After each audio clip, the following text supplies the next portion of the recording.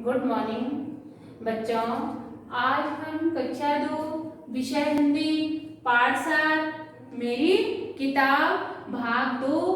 बच्चों, इससे पहले मैंने आपको इस पाठ में मेरी किताब नामक कहानी में आपको सारांश बताया था, रीडिंग करी थी। आशा करती हूँ कि आप लोगों ने उसमें रीडिंग मार ली होगी।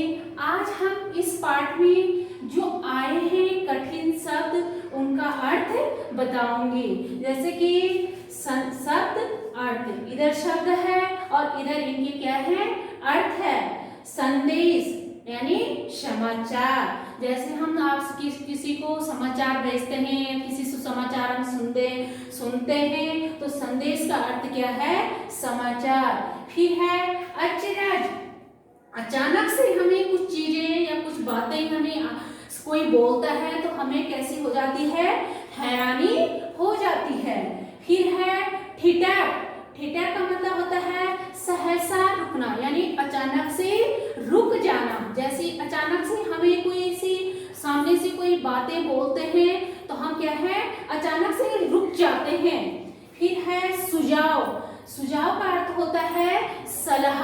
जब हम किसी को क्या देते हैं, सुझाव देते हैं, सलाह देते हैं कि आप ऐसे करना, ऐसे पढ़ना, ऐसे लिखना।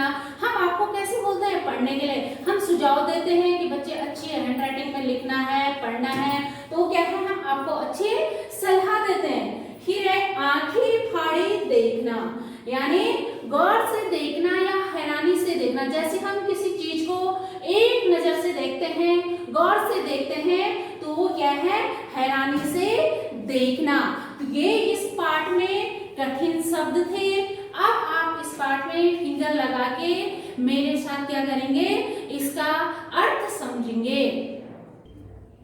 पार्ट 7 मेरी किताब। अब देखा होगा आपने, इसमें मैंने इतने सारी क्या है, इससे आप क्या करेंगे फिंगर लगा के पेज नंबर 45 कि माँ ने बीरू को एक संदेश देकर अपनी बहन के पास भेजा। यानी एक बीरू नाम की जो छोटी लड़की थी, तो एक दिन माँ ने उसको क्या है उसके पास समाचार भेजकर उसको क्या है अपने बहन के घर भेजा। मौसी ने प्यार से बीरू को अंदर बुलाया और बैठक में ले गई। अब बीरू की मौसी ने उसे क्या है प्यार से उसे क्या है घर के अंदर बुलाया और जहाँ बैठक कमरा होता है यानी जहाँ मेहमानों का कमरा होता है वहाँ ले गई।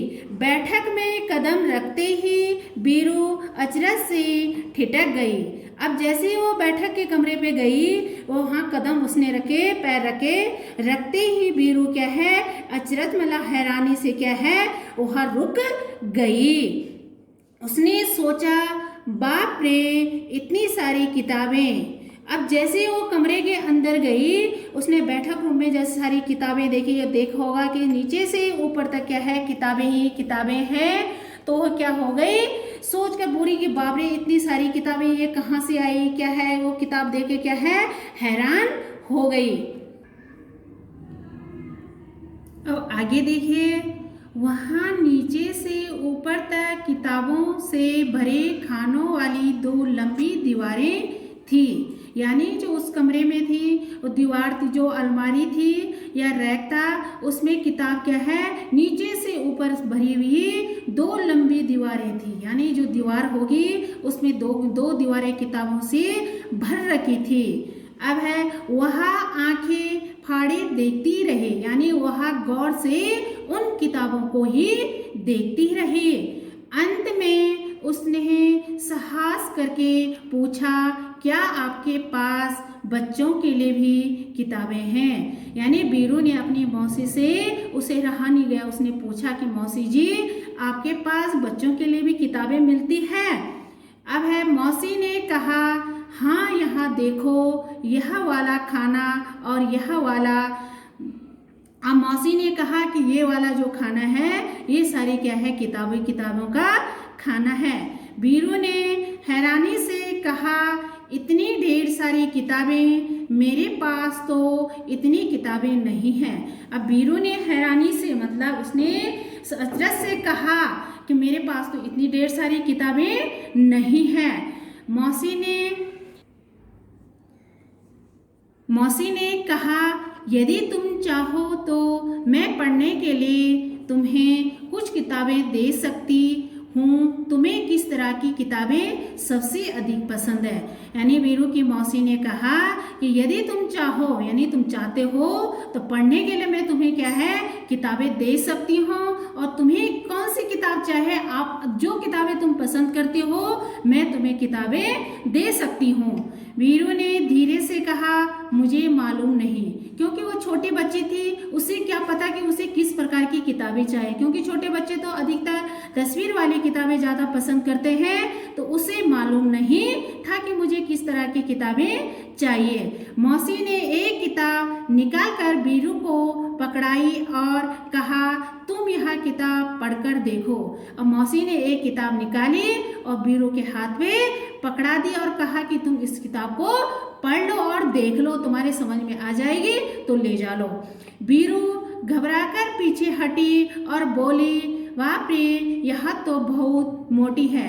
अब वह किताब क्या थी, थोड़ा सा मोटी थी, तो वीरू उसमें क्या है, घबरा गई और थोड़ा सा पीछे हट गई कि बोली ये तो बहुत मोटी है।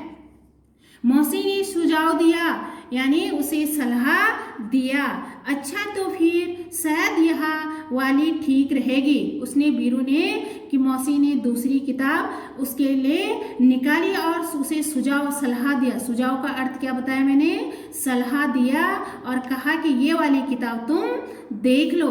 वीरू बोली, यह बहुत बड़ी है, मेरे बस्ते में नहीं आएगी।